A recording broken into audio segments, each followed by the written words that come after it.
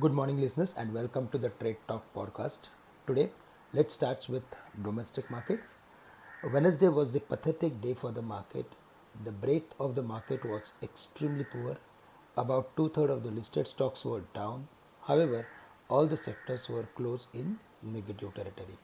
The Nifty also closed at the lowest point of last 15 days. It was around 14,549 yesterday.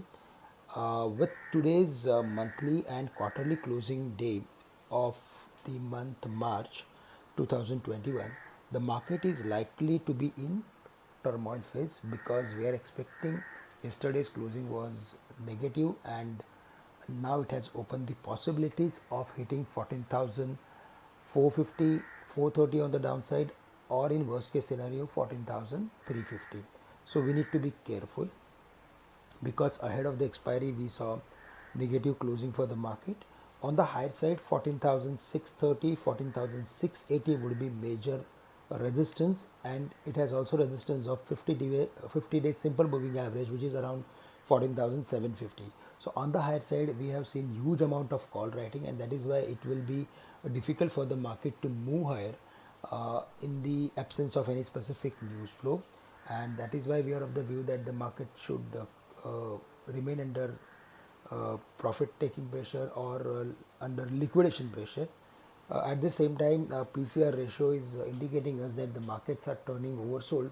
So in case if we see quick drop to the levels of 14,400 or 350, then from there we are expecting recovery, and that is why we are of the view that in panic liquidation we should be buyer in specific sectors or stocks from the overall, like these strong sectors of last 10 days. We feel cement, pharmaceutical and technology should do well. From the cement basket we like Ambuja Cement as well as ACC and Ultratech Cement, and from the pharmaceutical space we are focusing on Aurobindo Pharma, Cipla as well as Lupin Laboratories.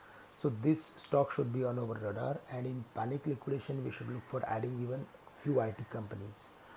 Apart from that, if we go through with global markets, then they are completely flat today. Yesterday US market again found some selling pressure at higher levels, but Asian markets are trading little bit on the higher side. Singapore Nifty is also following to the cues. It is trading 20-25 points higher, and FIH sold to the tune of 2,000 crores on Wednesday, while domestic institutions bought more than 500 crores in the equities. The dollar index is still holding at 92.50, which is concerning for emerging markets. And if we go through with bond yield, then it is stable at 1.62 along with slight rise in the crude prices around 63.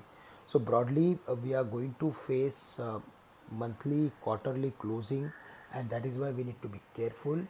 14,350, 400 would be the area where we should look for adding some strong companies with a medium term view. That's all from my side. With this, I'm ending today's morning podcast. Thank you and have a nice day to all of you.